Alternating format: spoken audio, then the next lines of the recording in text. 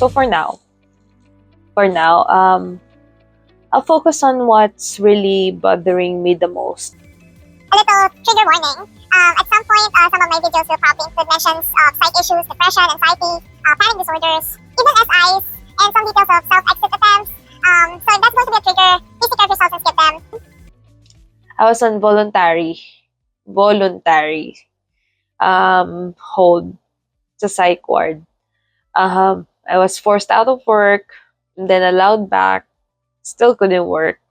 Andun siya eh. Andun sila, pamilya niya, mga katrabaho niya.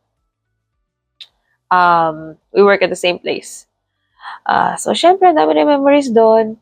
Andun yung hindi ako makalabas, hindi ako makapag-grocery, hindi ako makapagpagas kasi we literally live on the same street.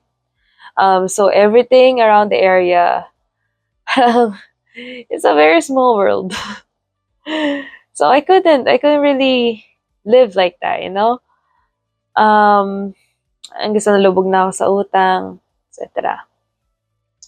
Kaya, I really want to emphasize din talaga, accountability. I know may tropa ring nagsabi na kung tutulong daw dapat, di ba, bukal sa loob. Tama naman, oo. Pero hanggang saan lang ba yung dapat mong asahan sa mga pangako ng mister mo? Lalo na sa pagbawi. Parang, ikaw muna ngayon, babawi ako. Mister mo eh. Diba? Bigay ako lahat eh. Kasi I was the only one there at his lowest eh. Sarili niya ng pamilya, hindi niya naasahan eh. It was us. All those years na hindi pa siya nurse. Tapos nung hindi na ako kailangan, at ako na yung may kailangan. Pero syempre, hindi na ako kailangan. Diba? Bye-bye na.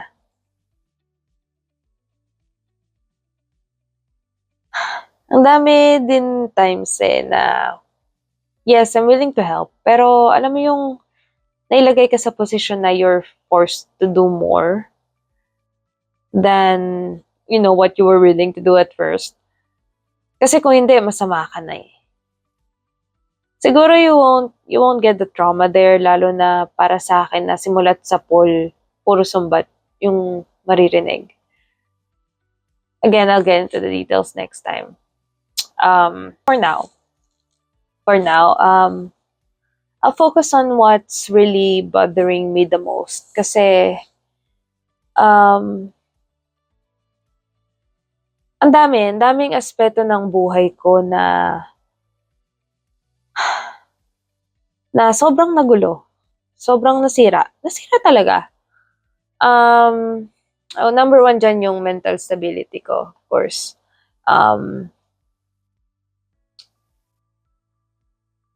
Baliw.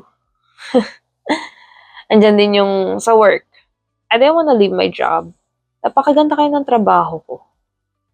Yung sahod ko, yung benefits ko, yung seniority ko. And I loved my coworkers. I really loved them. Tagal ko na rin dun eh.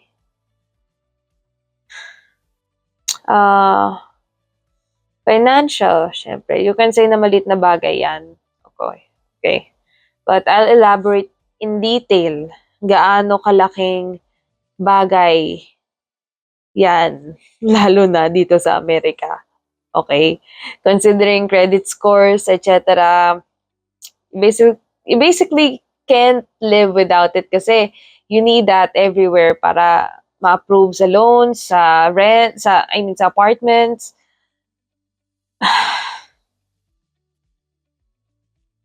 This is why I can really justify why I was suicidal eh. Kasi in this aspect, that really became tempting eh. It became a solution for me. That was a solution for me. a completely valid solution for me.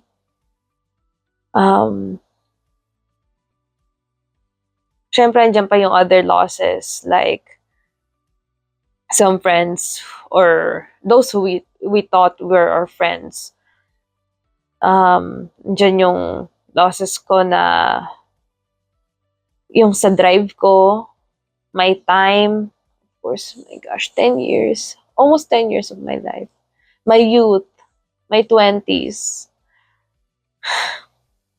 We said it all there. Yung opportunities na pinili ko i-let go for his ego, like going to school. Kasi, dun pa nga lang sa masters ko, parang sobrang dinadown niya na ako kasi I can't celebrate my success because his ego will get hurt. Whenever I do good at school, I can't share it. Or else I'm selfish or insensitive kasi he's having a hard time passing the NCLEX, diba? So I'm like, I need to shut it. But most importantly, siguro, well, not siguro, most importantly talaga, I lost my faith also. I also lost my faith at some point because of all the things he put me through. Mahabang storya kasi yun eh. So I'll tell the story next time. So yeah, interconnected lahat yun eh.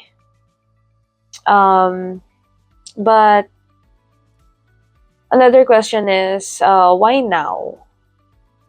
Bakit ngayon lang? Sabi ko nga, I wanted to do this for so long.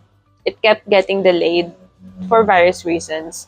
And in reality, my reasons did change. My reasons did change over time. Alam ng tropa yan. Because I was telling them I wanna do this noon pa. But there was a time that I just wanted to be heard. And I know this is the only way they'd listen.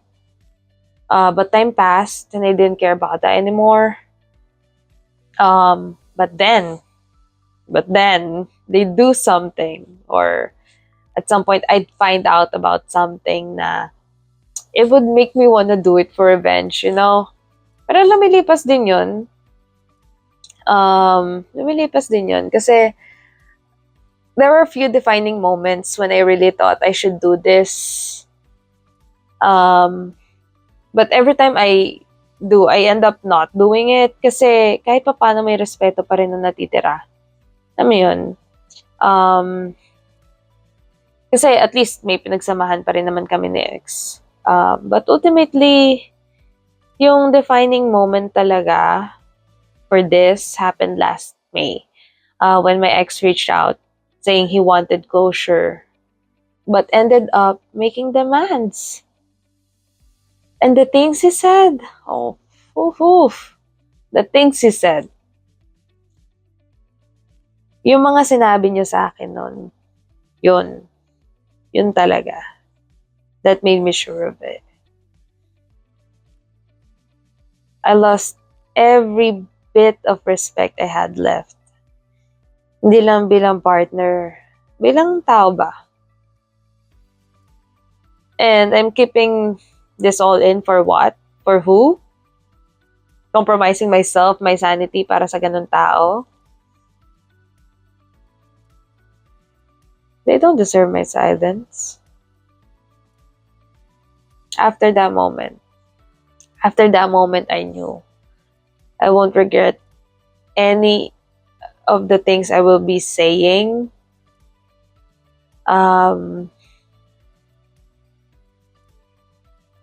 Someone warned me then na what if kasuhan ka ng defamation, tulad nga ng sabi nila, paninirang puri daw to, or paninirang puri daw yung pakikipagkwentuhan ko sa mga tropa. But, where's the lie? Where's the lie? I have a decade worth of screenshots. But more than that, alam natin yung totoo eh. Pa-polygraph tayo, G. Minsan din, siguro, talagang sobrang in denial nila na talagang ang galing. Yung parang tingin nila sa sarili nila talaga, ang linis. Anyway, next time.